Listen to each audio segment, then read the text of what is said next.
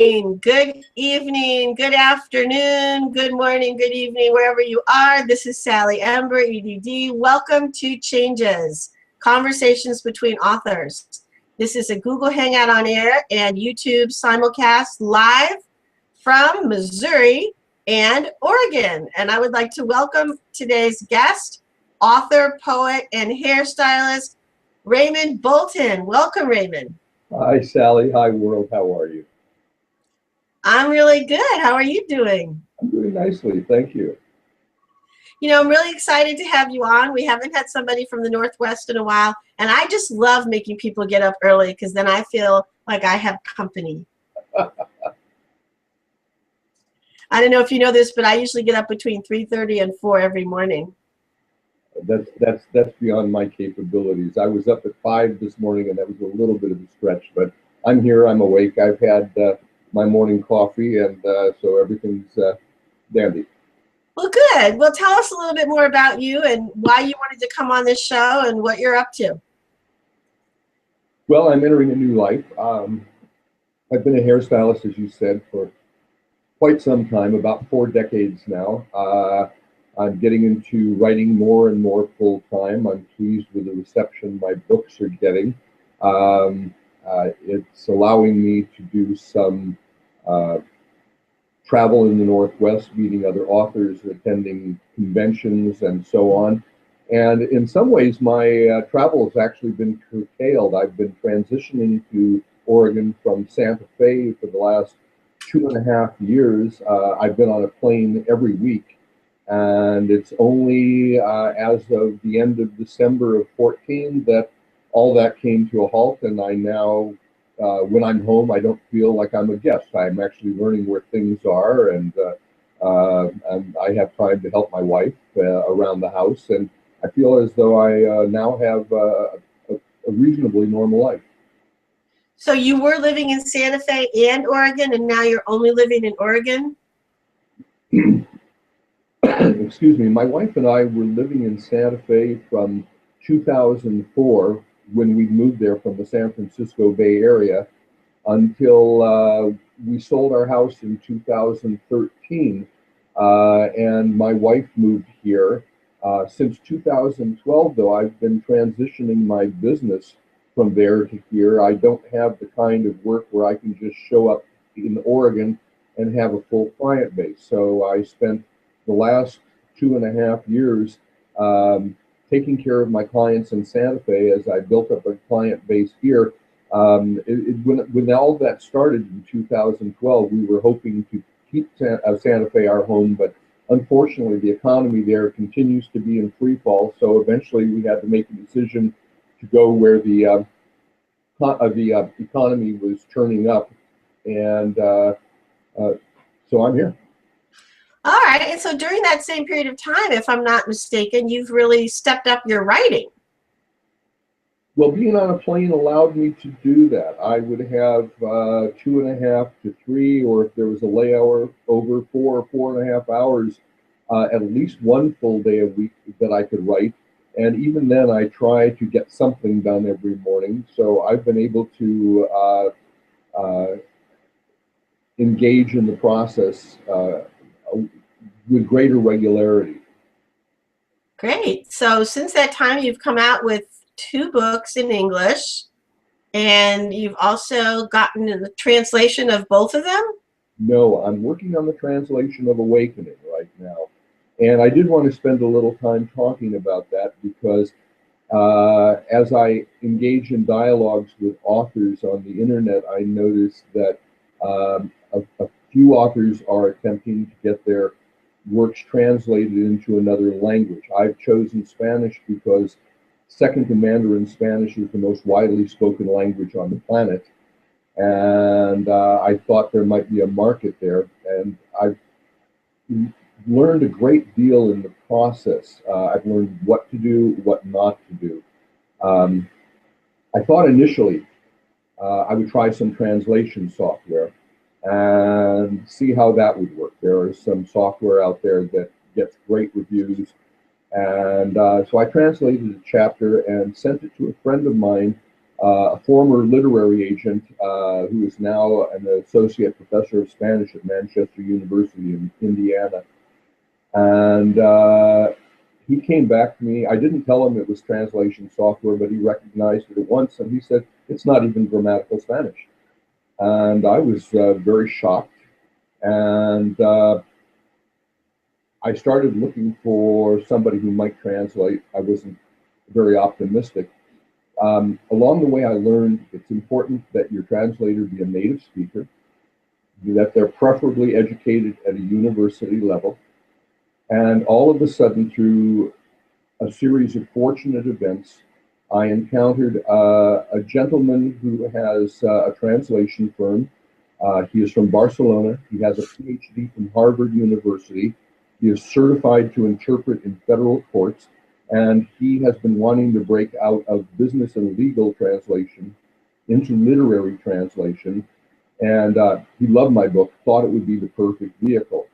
And so what has evolved is he's not doing the primary translation. He has handed it over to a woman in San Juan, Puerto Rico, who is one of his editors and who is a published poet.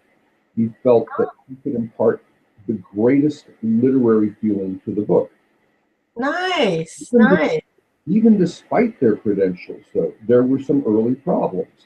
I had them translate the first chapter, and in a couple of pages in, one character says to the other, "What in the world have you been doing?"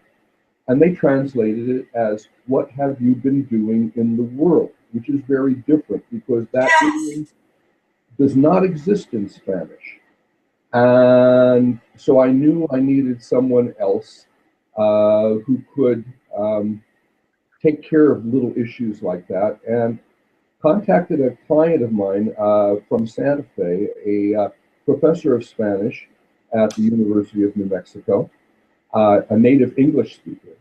And she thought the project would be fun, and she jumped right in. And so now, between the three of them, I have three highly qualified translators. I'm privy to their emails.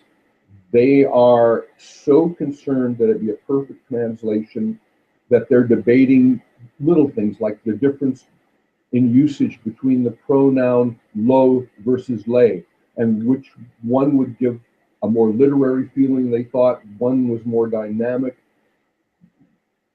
I can't tell you how fortunate I am to have people who are engaged at this minute a level to make sure the translation is perfect. But even then, I'm still involved in the process. I speak a little Spanish, enough to recognize a blatant error when I see one. And since the novel has a section that involves sailing, I used to be a mainsail trimmer on racing yachts.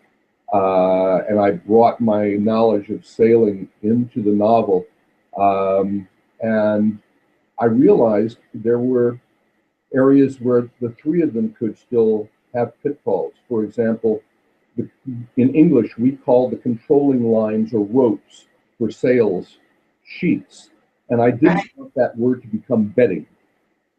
And so I found several online bilingual nautical Spanish-English glossaries and spent a great deal of time sorting through the terminology so that they would come up with the correct usage because they couldn't on their own. And I'm excited. Out of 66 chapters, this morning I received the first version of the 50th chapter. This will be then reviewed by two other people. They'll hash it around. We expect to have all 66 chapters translated by June 2nd, and the book ready to be formatted for publication by the middle of June. I'm very optimistic. Felicitaciones. Monday? Felicitaciones. Gracias. Well, I don't know if you've watched every episode of my show. Of course you haven't, but I did have a guest on quite a while ago, Olga Nunez Meret, and she is a PhD MD, native to Spain, who has excellent English and does some translation. She writes in both English and Spanish. She has a website in both languages, and her books are in both languages. And I don't know if she does any translating professionally right now because she's really into writing her own novels. But I know she's talked a lot, both on the show and just with me privately, about how challenging it is to translate literature that is specific to like a jargon, like you're saying sailing, for example, or that is specific to a period, like an historical period, like, or a fantasy world, or a science fiction, all the science that might go into it. And she said, you really do want to find translators, as you have, who not only have a flair for the Spanish-English conjunction, but really understand the feel and the jargon that you're looking to replicate when you have a translation. Otherwise, your book will be totally changed, and you might not even know how it's changed because you're not a native speaker, right? So you can't pick it up and feel it the way a native speaker would, right? Yes, and for those authors who are going out there relying upon translation software alone, a perfectly fine novel can turn into sheer gibberish. It can be a joke. And after so many years working on something like this, you don't want it turned into a joke. And I'm hoping to increase sales. I really want to do that too. I actually have one of my main characters is a Spanish Portuguese speaker who's born in this country but has a mother who's from Brazil and a father who's from a Spanish-speaking country, Mexico. And so her character will put in Spanish words and Portuguese words and speaks mostly English. But I thought it would be really accessible and interesting for a lot of people because she's one of the main characters and she's very well situated in all the books as the chief communicator to my main character, Clara, who's the chief liaison between the aliens and the Earthlings in the Many Worlds Collective interactions. So Esperanza, SB is her name. And I'm hoping to get mine translated into Spanish at some point, but I know it's very costly. So in addition to being a challenge for other reasons, you have to have the dough, me, to pay for their time because they have to put in a good amount of time. Well, exactly, and I won't go into the specifics. My book, if it were translated at the normal rate, the translation would cost a serious 5 figures. It's been brought, yes, 100,000 words at even a few cents a word can be very, very, very expensive. My translators have brought it more into my range by, at their suggestion, taking a portion of their fee in royalties. They're convinced it could be a bestseller, and so we've drawn up a contract, and contractual arrangements are extremely important. And we're all very optimistic that not only the book will sell, but their fee will be met, and we'll all live happily ever after. Well, that's exciting. That's how a lot of people get their audiobooks created, with those services that you can have like a bidding process or a royalty sharing process, or you can just pay a straight fee. It's up to you. And so a lot of people have worked out those royalty sharing fee based, commission based, whatever you want to call it, arrangements with their audio narrators. And that sounds like it really can work for a lot of people. You still have to have some upfront money, though. You can't just go into it with nothing. So no, and it is costing a bit. It's not cheap, but it's just in the range of what I can afford. So cool. And it makes sure that they know they're going to get something out of it, even if it will fall flat on its face, which I doubt it will. No, it sounds really exciting. I'd be happy to look at it once it's all done. I have some facility in Spanish myself. I'm not bilingual, but I've done a lot with Spanish in my life, and I love to look at things like that. I've used Google Translates for some of the things I'm writing that my character is thinking or saying, and then I have someone else check them, and half the time they're just wrong, or I can tell myself that they're wrong. I mostly do it for spelling, not because I need it for the grammar, but the spelling they get right, so at least that part is useful. So into other subjects that we have in common besides the Spanish-English interest is the way that we're both using the extrasensory perception kinds of prescience and other PSI, psi skills in my books and your books. So What would you like to bring up about that? Well, yes, we definitely have something in common. This changes your book. You have some very, very, very strong reviews. I was pleased to see how highly readers regard the book.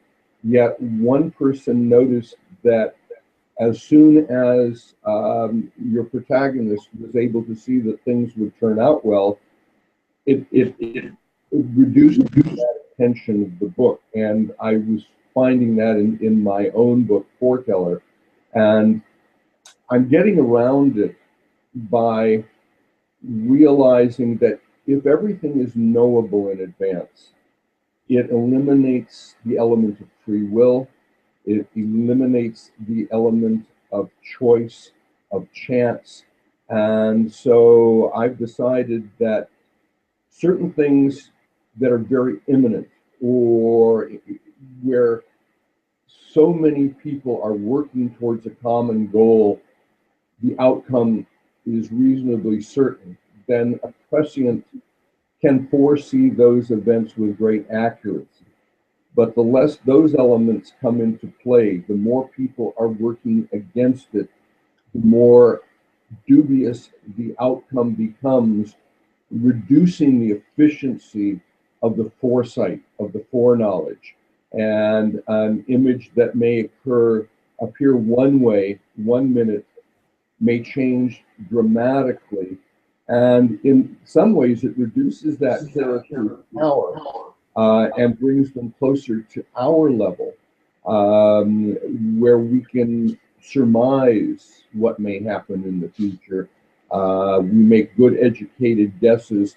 I've decided to leave, in certain instances, my protagonist closer to that level with only momentary insights, which will improve as we get closer to the outcome. But I don't want spoilers appearing in my own book. Well, I think it's very interesting the way that you're putting that, because I understand that, and I know that some of the reviewers and readers have had that complaint about my books, but what they don't know about my books, because they haven't gone as far as I have into the planning, or even as far as I have into the reading, is that what my character Clara Timoltz, which is what I call her, seeing into the future or the past and happening to see those things, doesn't mean that's really how it's going to be. And there are multiple timelines and a lot of other resets and other things that can happen to change both the past and the future at any given moment. And in quantum physics, they're always saying that anything that can happen is happening. So which timeline are we in? Which version of reality are we experiencing? Can always be changing. Every moment is a choice point. This is actually how life is. It's not just my books. We're not aware of it most of the time, but we're not people who have those abilities. But I decided to write characters that do have those abilities. At least some of them do. Aliens and some Earthlings, not all humans. And they have the ability to see these multiple timelines and multiple opportunities, choices, versions of what could happen or has already happened. And they think, oh, that's a good one, or oh, I like that one, or oh, that's the one I want. But then as they keep living, that isn't necessarily where they're going to end up. Right. And so I think it's important to just keep open. And like, for example, Clara has this love interest. That's the main way I use it. This Epifanio Dong is her love interest. And so will she or won't she get to be with him? And if so, when and under what conditions? And it seems like maybe they will be together. And that's the spoiler that people are talking about. Or will the Many Worlds Collective and Earth come to some agreement? And will it be peaceful? And will it go into the future in a good way? Well, in some versions of the timelines I write about, it's all going to be difficult at first, and then it gets better. Well, that's not always how it is. And my books go over 30 years. So as I keep writing the books and keep adding to the series, some things that seem like they are happening and have happened or will happen, in some timelines they do, but in other ones they don't. And that's nice. You're actually giving me some ideas as I'm at a sticking point in my plot, so you're helping out a lot. But our readers seem to think that since we write fantasy, we're free. We can create whatever world we want, and we actually have constraints. There are certain rules that have to be built into it that we have to adhere to. Otherwise, the story falls apart. And we have almost as many constraints as somebody who's writing nonfiction, but perhaps a historical novel does. Well, this is a perfect time for me to show our future your website, because your tagline on your website is probably one of my all-time favorite taglines. Do you want to say it for everybody? Crafting worlds from words. Crafting worlds with words. I just think that's so great, Raymond. I don't know, how did you come up with that? I don't know. It's the same way, perhaps, that my characters' names come to me, or elements of the plot. It was an insight, but that is what we do. Well, it's a little hard to see on this screen sharing with the Hangout on Air and the YouTube, because the writing is a little thin and a little light on the website itself. So I'm going to go over and look at your books now. I'm just scrolling through. And do you want to say anything about each of these books? I'm going to go to Awakening first and let people see it. The cover is on the event page on Google Plus already, but I'm going to go to this page that you've given us on your website. As soon as it gets there, let's see if it gets there. I don't know, it's like it's not going there. It says books, but I'm not seeing anything. What's going on here? I can leave a comment. It wants me to leave a comment. All right, I'm giving up on this because I think it's not very visually interesting. I'm going to say goodbye, website. That's all right. But you know, I think that anybody who goes, I want to know in the writing. Anybody who goes to RaymondBolton.com, which is my name, RaymondBolton.com, can find the covers for the books and excerpts for each one. Awakening was my first novel. I wrote it in the early 90s, or I began writing it. And when I finished, it was like the first novel. It read terribly. And over the years, I wrote other things. I wrote some thrillers for a while, and which I've now moved away from. And but I always returned to it. And it was when, in 2013, I entered it in the Pacific Northwest Writers Association's literary conference. And it was one of 8 finalists among 950 entries from the US, Canada, UK, Europe, and Australia, that I decided it was time to publish it. It's doing well. It's averaging 4.8 stars on Amazon, 4.6 on Goodreads. And Thoughtgazer, which is the first volume of a prequel trilogy, she has no US reviews yet, but straight 5-star reviews on Amazon UK. So I'm very pleased with both books. That's very exciting. And then you also have a secret life as a poet. I don't write any poetry anymore. I may return to it. Do you have any poems that you still feel connected to that you would read or say for us right here? Let me see if I can come up with one. It's a little lengthy, but not horribly long. I wrote it in the midst of a very difficult relationship. The woman I was dating at the time had previously been abandoned by a man who descended into clinical depression, and she was not yet ready to sever those emotional cords. And the poem goes, "How do you perceive the wound that originates your intentions and tinges your desires? Do you see how it constricts your laughter and frames your words? I ask because," let me just pull it up here. I don't want to do it entirely off the top of my head. It'll take just a second. Oh, but that was so good that you got that far just from your memory. I'm impressed. Hang on. I can only ever remember snippets of what I write or anybody else's writing.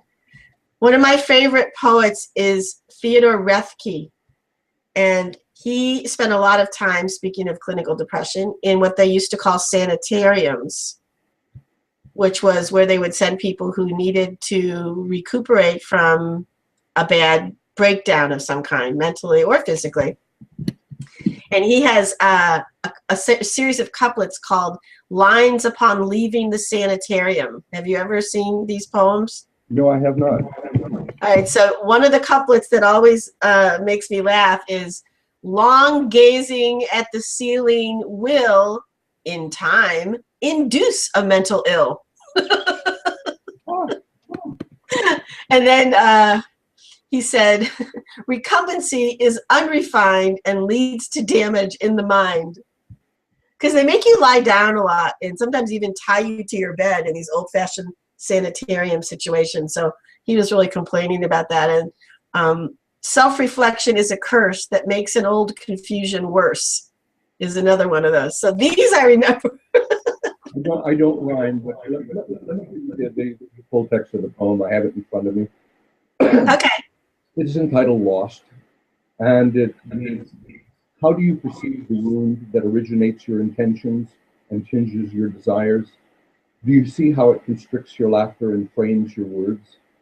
I ask because you nurture it so, almost naming it, constantly probing its edges to keep alive the delicious agony of your rejection. Does the ghost whose name intrudes upon every turning of our conversation, precluding any intimacy, still inhabit your reveries? He's gone, you know. Like Virga, his memories will not slake your desires. I can only speculate to what extent the pall of his desertion is cast across your parched heartscape.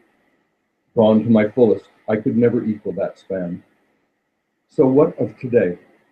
I have brought you laughter and patience, a map by which to find yourself. It lies unexamined, not even puzzled over. I thought at least it would provoke a smile, yet you have not even recognized the simple treasure it contains. Then how shall we proceed? Perhaps when you tire of this sad preoccupation and understand the loss was never him, you'll dare once more to hazard life. Wow, you really poured your heart into that. That's amazing. I'm giving you a little clap here. And then for the poetry and the beats, we have to do this, right? But I have a question. There was one thing you said there, I didn't quite hear it. Something about Virga? Virga. Virga is rain that falls from the clouds that does not reach the ground. Really? That's a real thing? How do you spell that? I used to fly gliders years ago. I was a glider pilot. And gliders are sent aloft by thermals, rising columns of air. They're the columns of air that form clouds. So we would often fly right up almost to the base of the cloud. And it would always be raining under the cloud. It's called Virga. And interesting phenomenon that occurs with that is when there is sunlight and when there is rain, there is a rainbow. And when you fly and encounter a rainbow in the air, it is a circle 360 degrees around you. It surrounds you. And you end up flying in the middle of this ring of colors. Oh, that sounds beautiful. I want you to use that on one of your book covers or something. That is just so exquisitely described. Thank you. I'll probably never get up there and have that experience, but I can imagine it now. Well, they have gliders.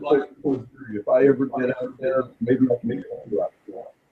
Wow, I don't know if I'd have the courage. I have a little bit of acrophobia, but I might do it. I did do paragliding on my 40th birthday, even though I was completely terrified, and it was completely safe, but I was absolutely terrified. And I also have absolute turning green terror using those things that you use for ski lifts or that you use like to go through the canopy of the rainforest in Australia, because my former sister-in-law used to work for the company that made them, and it was called Puma or something, and she told us so many horror stories about how many mechanical failures and accidents they had that I was just like shaking. Gliders are in the power plant have to be 21 years old to break out of You can be much younger to solo a glider. In fact, they'll let you go up with an instructor as early as age 13. So I might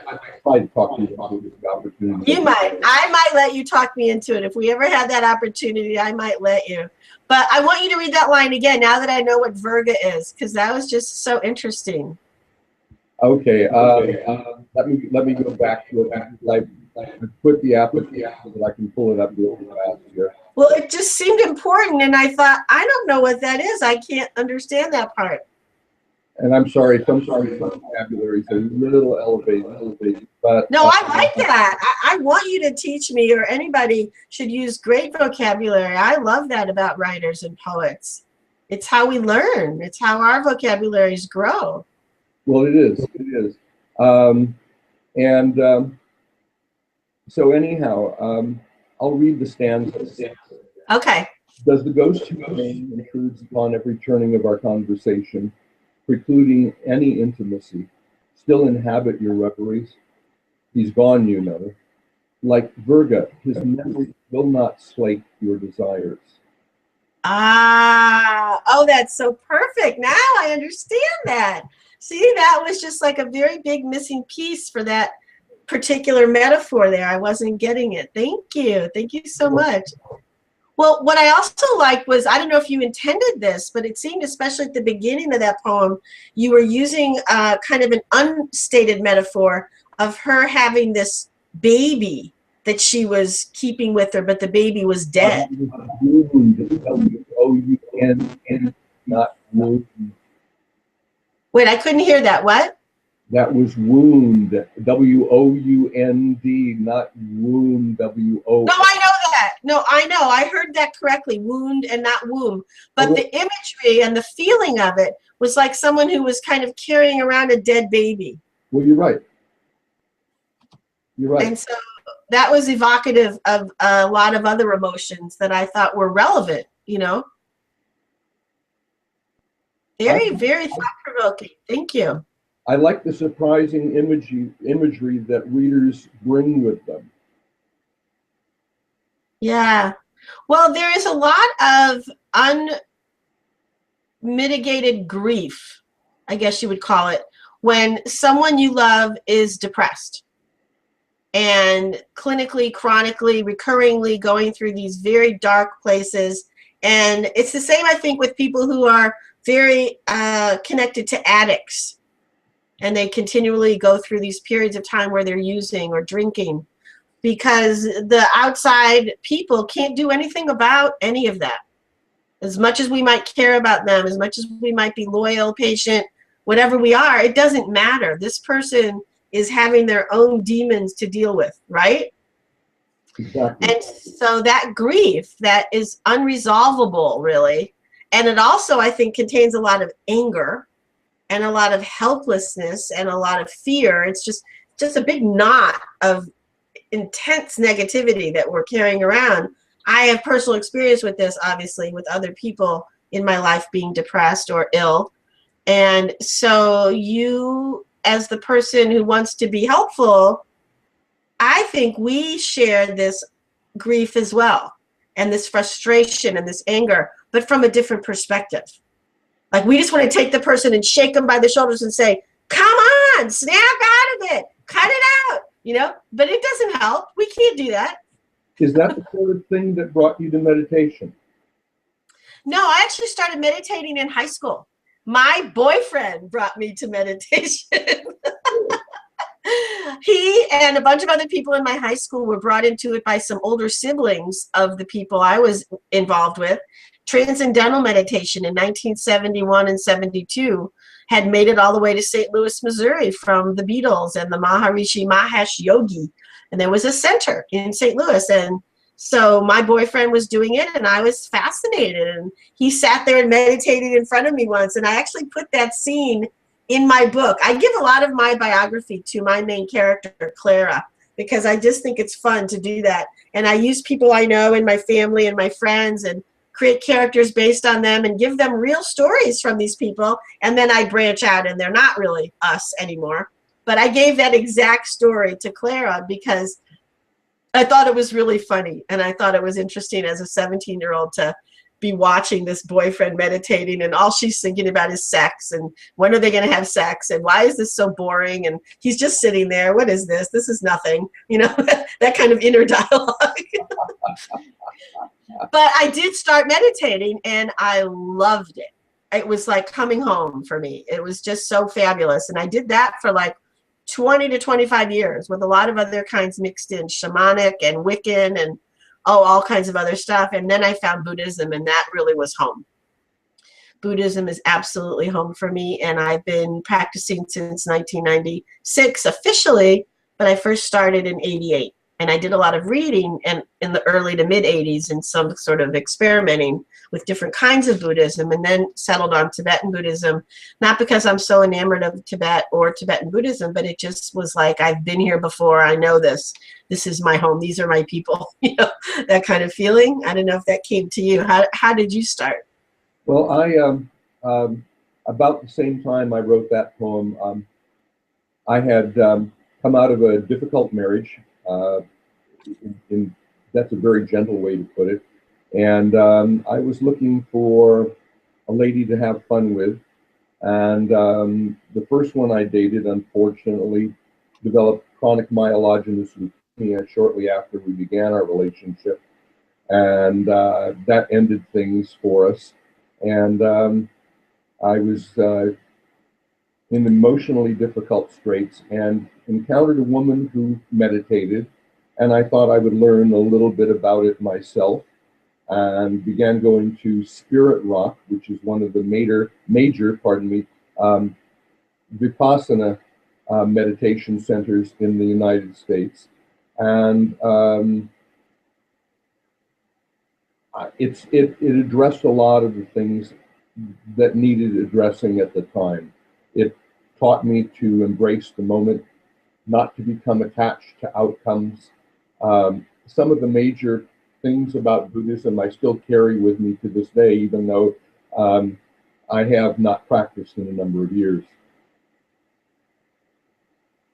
So you're not a daily practitioner of Vipassana or Zen or Theravada, anything?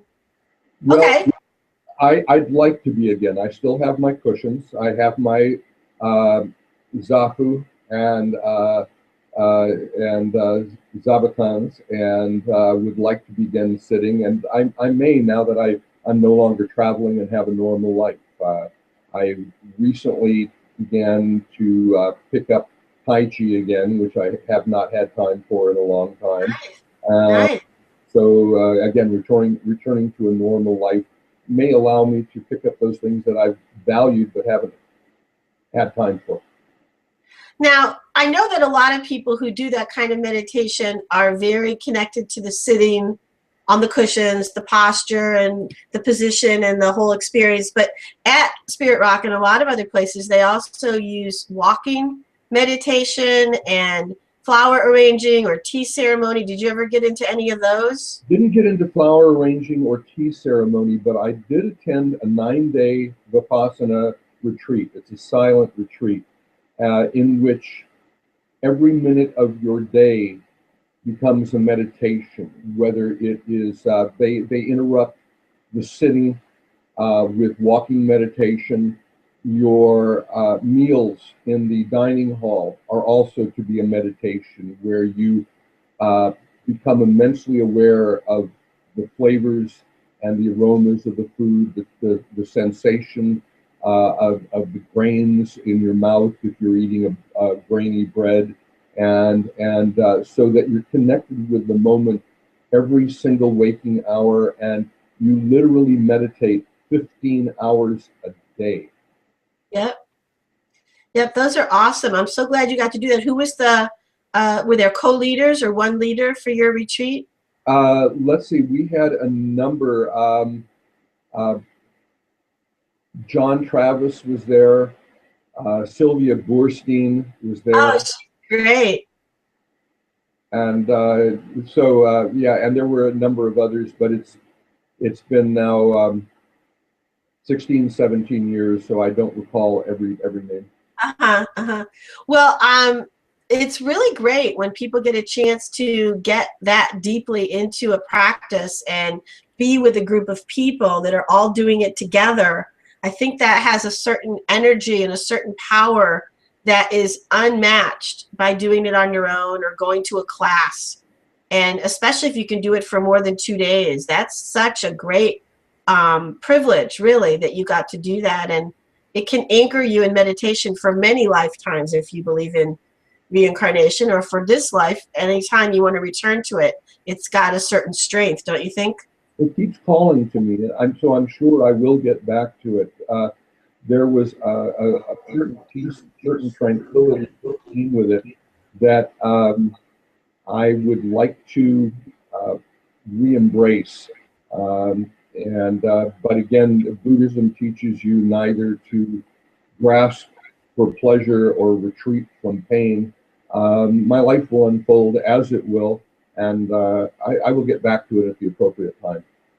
Yeah, yeah, it's important to be aware of where you are with it and just flow into it. But it's also, I think, important to exert a little discipline sometimes, a little bit of effort. To return to a practice takes a little bit of both. And I think it's also good just to do a little bit. Like, you don't have to go and sit for 5 days or a whole day or even an hour, but take a walk. Take a walk and just imagine the mindfulness that you remember from your retreat, or sit for 5 minutes while you're eating before you eat and return to that awareness, that ability to remember how to be mindful. Or as you're getting in the car, before you drive, just take some deep breaths and picture yourself in the car, in the world, in the in the galaxy. You know what I mean? Like, there's so many ways you can, even just for a minute. And I think when we do that, we make that doorway open a little more to the return to a daily practice. I think you're right. It won't happen entirely on its own. I have to be somewhat proactive about it. Like Thich Nhat Hanh talks a lot, and so did my teacher, about tying meditation to ordinary things. So doing dishes, brushing your teeth, swinging your leg over your bicycle, getting into your car before you turn on the ignition, all these different moments that we have that could be mindful if we decided to remember to be mindful, but we usually don't. We usually just speed right through them and we're on to the next thing. We're already planning the thing after that before we even do it, you know? The only thing we really have is the moment that we occupy. Right. Driving down the street, you could be planning what's happening tonight, and you might find yourself the victim of a horrible accident instantly, and it's all gone, and you've missed what was there. And not to be morbid, but the reality is that we can take nothing for granted, not even the next breath. It's true. It's true. Or you could just miss the tulips that are blooming by the side of the road. Yeah. And that's a moment that you might want, and you'll just blow right by that too. So yeah, it's a good thing to keep in mind whenever we can. And my characters, some of them in my books are Buddhist meditators. Some of them are Jewish, but very devoted to Orthodox Judaism, which involves its own kinds of contemplation. And some of them are more into a traditional Catholic or Christian tradition. Not sure if they do any contemplation or meditation yet. I haven't decided. But I think that a lot of people can come to meditation from a variety of perspectives and bring whatever they bring to it. But I think it all requires some learning, and then it all requires some practice. I agree.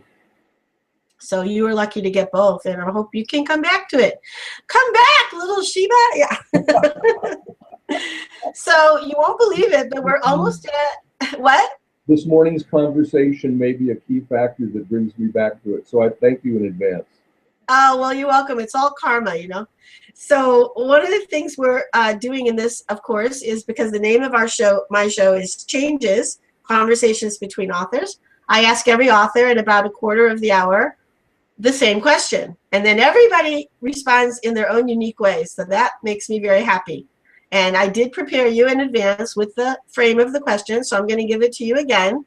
And then I'm going to let you just take that time, Raymond. So here we are, given all the local, personal, regional, statewide, global, climactic, political, social, spiritual, religious, economic, and artistic, and any other changes you're aware of. Which ones arouse in you hope? Which ones evoke fear? Which are the ones you really want to spend time talking about today? Take it away, Raymond Bolton. The thing I'd like to talk most about is the technological and artistic changes that are happening within the publishing profession.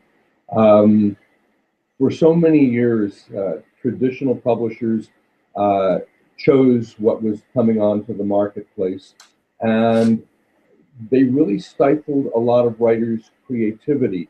Uh, Lately, however, I've been reading some books by some very successful authors in the realms of science fiction and fantasy, among others, who violate all of what publishers have been telling us, what potential agents have been telling us.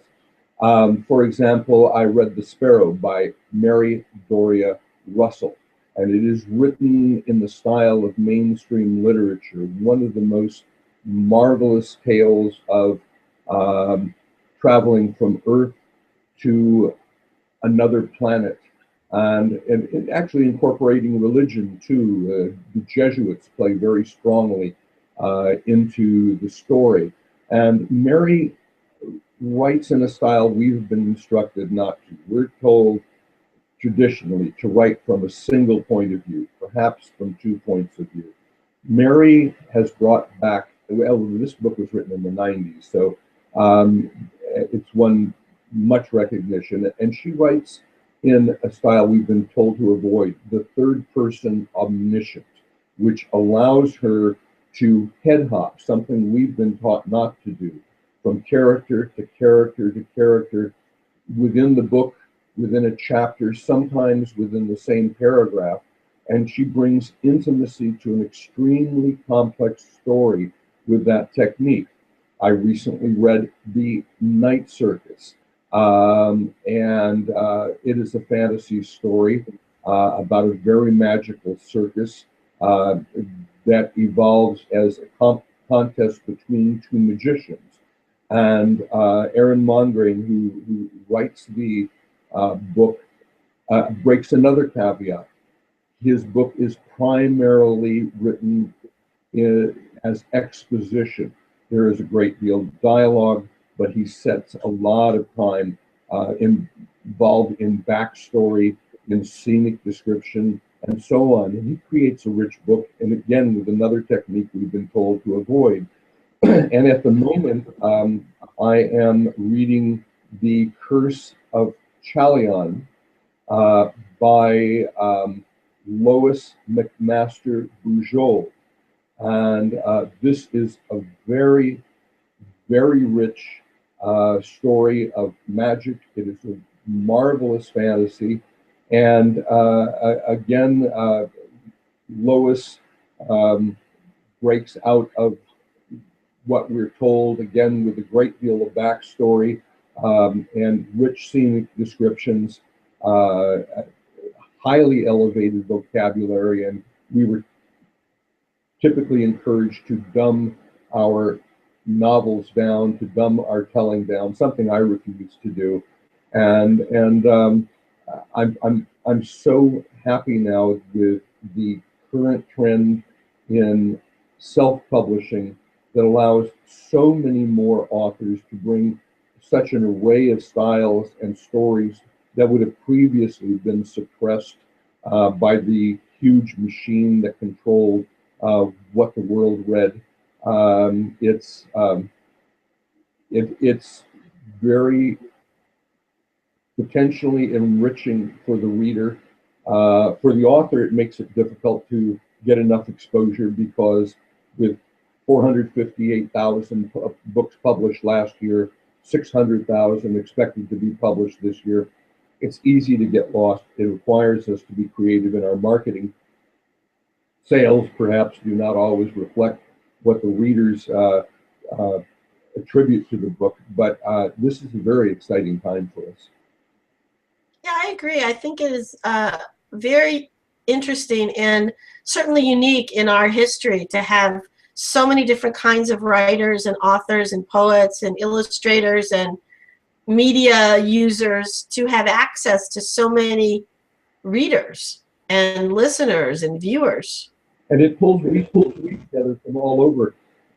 In Thought Gazer, in the acknowledgments, I mentioned the various geographies from which the people related to the book come. My cover designer, Natasha Brown, who also designed my website, is in Littleton, Colorado. A woman Claire Ayala, who formats my ebooks, is in Northern California. A woman who formats my Word manuscripts in PDF form for print on demand is in Italy. The woman who first taught me how to market, Melissa Foster, who is a huge force as an author, one of the best-selling romance writers on the planet. She lives in Maryland, now writers like us, you and I, for example, belong to an online community, the Fantasy Sci-Fi Network, to shamelessly give a plug, brings readers and authors of fantasy and science fiction together online on Facebook. Never before have so many people from so many different parts of the world been able to come together and collaborate. This is a very, very exciting time we live in. It's true. And then you add in the multimedia where you've got so many different social media platforms, and you have the video as well as the audio, and you've got the writing where you can share documents. And it's really interesting. I think that we are positioned to be the most creative we've ever been as a species. And here is one more interactive form that allows people to drop in on the conversation and get to know two writers just a little bit better. Yeah, we've had several viewers, but they've decided not to comment or ask questions. So I'm not sure what they're thinking at this point, but I appreciate you being here. Thank you, viewers. And anyone in the future watching this in the archived form, I'm sorry you missed us live. We would have loved to have had your questions and comments to interact with, but we still have a few minutes left. So if you're around lurking, then please go onto the Google Plus or YouTube pages and type in a question or a comment. We'd love to hear from you. In the meantime, is there anything you'd like to tell us about upcoming events for you, Raymond, where you're going to be? I know I put some things on the Google events, the Google page. I'm going to put those up right now, and you can talk about what shows, and then there's more that won't be visible because it's too long. But tell us about this festival in Portland coming up in July. Yeah, last Saturday in July, July 25th, will be the 7th annual Northwest Book Festival. It will be in Pioneer Courthouse Square in downtown Portland. I'll be selling and signing books, as will numerous other authors. In August, from the 19th through the 23rd, I will be at Worldcon 2015 in Spokane, Washington. They're dubbing it Sasquan, I guess after Sasquatch. I have a dealer's table, and my little publishing house, Regilius Publishing, named after the protagonist in Awakening, will be right between Tor Forge and some of the other big boys on the planet. But I have a place, and I'll be selling and signing my books. In November 22nd, 23rd, I have a dealer's table at Oricon in downtown Portland. That'll be at the Marriott on the waterfront. And I've just learned that El Despertar, the Spanish version of Awakening, will also be featured at the Guadalajara Book Fair. It is the largest Spanish language book festival on the planet, one of the largest overall. That will be November 28th through December 5th. It is attended annually by more than 20,000 publishing professionals, and what surprised me, by more than 750,000 members of the general public. So it should make a good exposure. I don't think I'll be able to make it, but my book will be there. Now, that is in Guadalajara, Mexico. That is correct. Okay, and just to remind people, they can reach you and find you at your website, which is RaymondBolton.com, RaymondBolton.com. And you're also pretty active on both Facebook and Google+. Google Plus and Twitter, and there are chapters from both Awakening and Thought Gazer on Wattpad if people would like a little preview. I'll mention that starting tomorrow on Goodreads, there is a 30-day giveaway competition for Thought Gazer.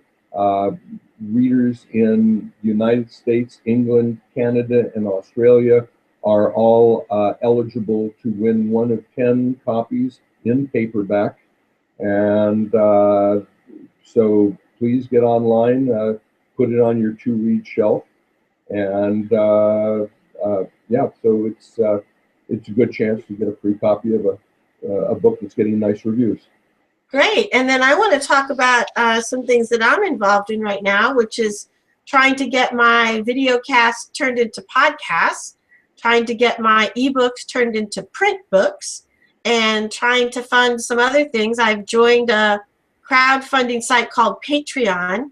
So that's patreon.com/Sally Ember, SALLYEMBER. If you go there, you can see me sing a little song about my goals and my situation, which is truly mediocrely awful, but fun. And you can also read about my rewards that I offer. Anyone who decides to donate $4 or more, you get at least a free ebook.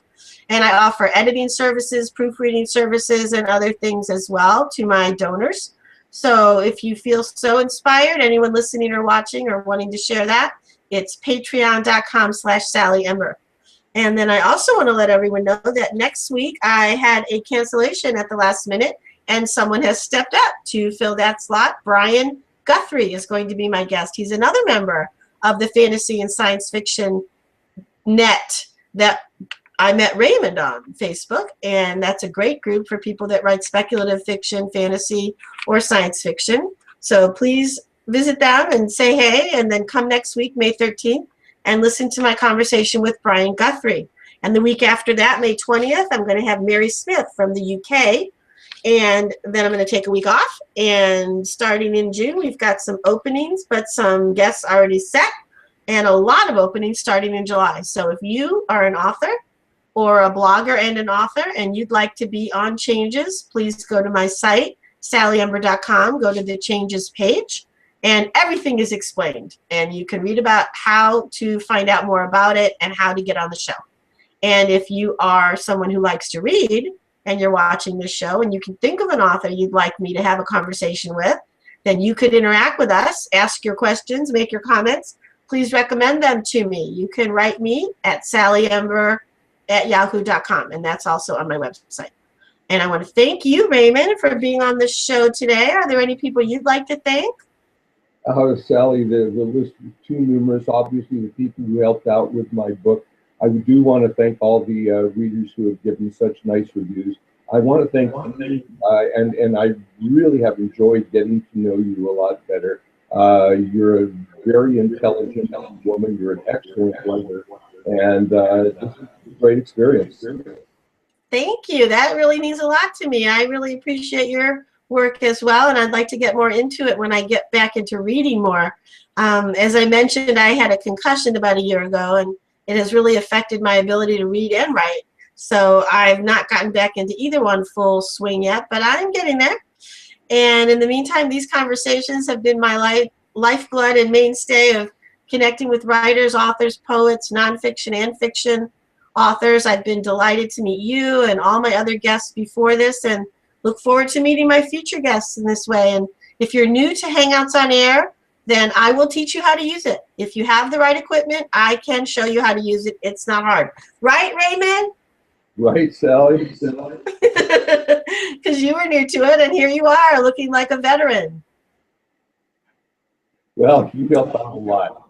The driver had took care of any missteps I might have made. You're sweet. Well, you did great, and I want to thank you once again, and thank all the people listening and watching now and in the future. And as I always say at the end of our shows, go well with your changes. Signing off. Bye-bye.